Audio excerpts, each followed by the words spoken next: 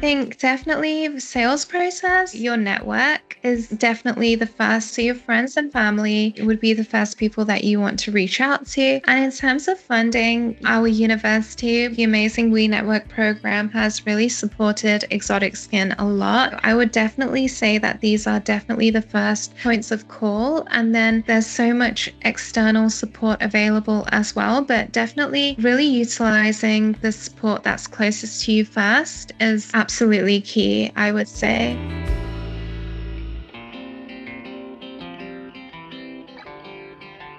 The shift in my business, it's definitely something that's still progressing. There were some pivotal moments like when I sold the candle and it launched it and it sold out instantly in just a few hours. That was the major shift when I started receiving feedback about the Dream Skin Cleanser from people like nurses, doctors who were saying that they work 10-hour shifts, sometimes 12-hour shifts, and this small cleanser really changed their life and it's really improved their skin so much, and people are complimenting them and it's just making their day so much more brighter, and it's kind of easing the burden of their work. So in terms of the shift, it's a process. I'm still shipping products personally myself. I still have products in my mom's garage where I'm storing them, and I still have products in my apartment. I've got 2 calls booked for 2 different fulfillment centers for next week. It's a process of growth. Obviously, it's definitely a process.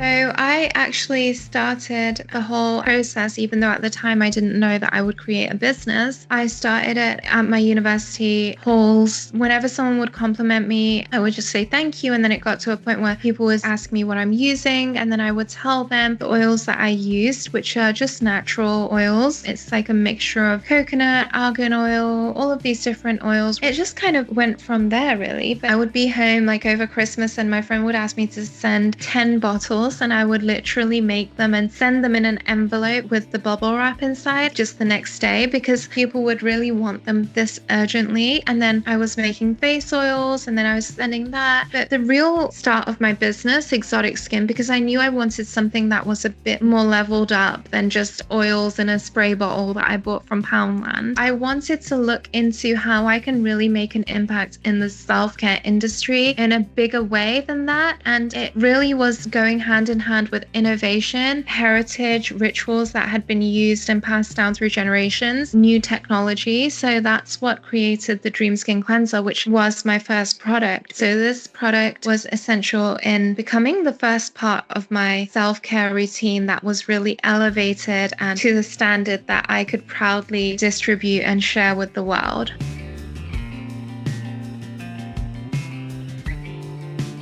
You move with purpose, you take action, but the difference between taking action that's taking you somewhere and taking you nowhere is taking aligned action. So I think what separates entrepreneurs from entrepreneurs like Jeff Bezos and Mark Zuckerberg and all of these incredible entrepreneurs is just relentless action, but action that is aligned and action that is taking you to the next step and kind of taking you further and progressing you further like that. You have to produce more than you consume. You have to consume, you have to be very conscious about what you are consuming in your life on social media. For example, all of you are here on this talk, which is incredible because hopefully this content will be valuable to you in some way, but really just being mindful of that. I'm a big believer of exercise, which can help give you sharper vision, cleaner energies, just taking relentless action towards your mission and your purpose and your goal. And I think implementing AI and really setting up structures to have AI work for you is a really key thing in helping you take that relentless action in a way that you're not getting burnt out, but your business is really progressing naturally. So definitely that would be my advice for all entrepreneurs.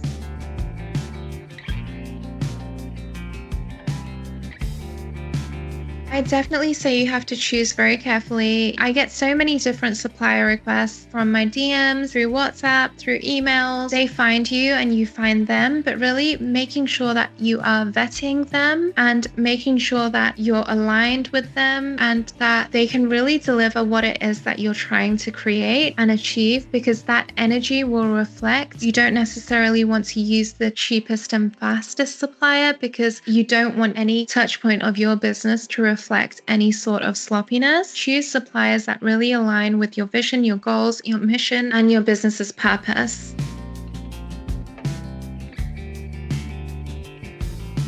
In my experience, I've felt like a lot of entrepreneurs in their very early stages spend way too much time dwelling on this. And I think I was definitely one of them. Not to say that it's not important to protect your brand. It absolutely is. But before having determined if there is a brand to protect, you could actually be wasting a lot of time and money in protecting something that does not in fact work. So really establishing what your product is or service is and building that, I would say, unless you had your first 100 or 300 customers or clients, you shouldn't worry about it, because who knows if that is what you're going to be doing a year from now. But if you are sure that it is and you're doing well already, then definitely it's not difficult to protect your brand. There's so much legal advice out there, and they've really made it very simple to even do it yourself if you wish to do that, which is what I've done with Exotic Skin now. And I definitely feel like my IP modules during my law degree helped with that as well. But I mean, if people don't have that, then YouTube is really helpful. You can use ChatGPT as well and really get your brand protected.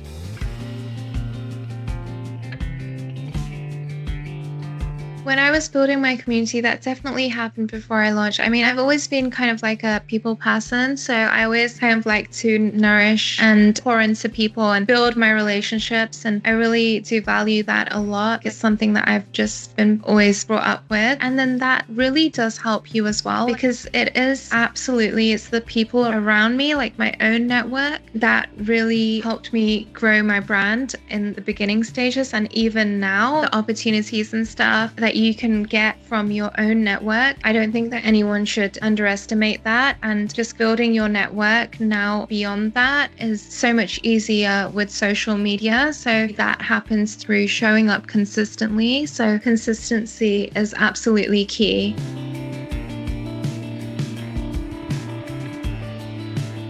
I think for me, it was my life experiences, I guess you can say. I made a decision that this is my purpose in life, and I've stuck with it, and I just know it and I feel it. And I think that fuels me, and that gives me energy, and that gives me the motivation. And now I don't have the decision of thinking, oh, what else, what if, because now I just know that this is it. So now all of my energy is going straight into this one thing. And I think that that really shakes the fear of imposter syndrome. I feel like this is the space where I need to be. I am needed here, and I am building this space and sharing it with people. And the confidence kind of comes as a side effect of all of the work and effort and energy you put in, which is a beautiful thing, because then it's earned confidence. It's not unearned confidence. So it's a loop, and it gives you more clarity, and then that gives you more focus and more alignment, and then that makes you create better, and that gives you more confidence inevitably again.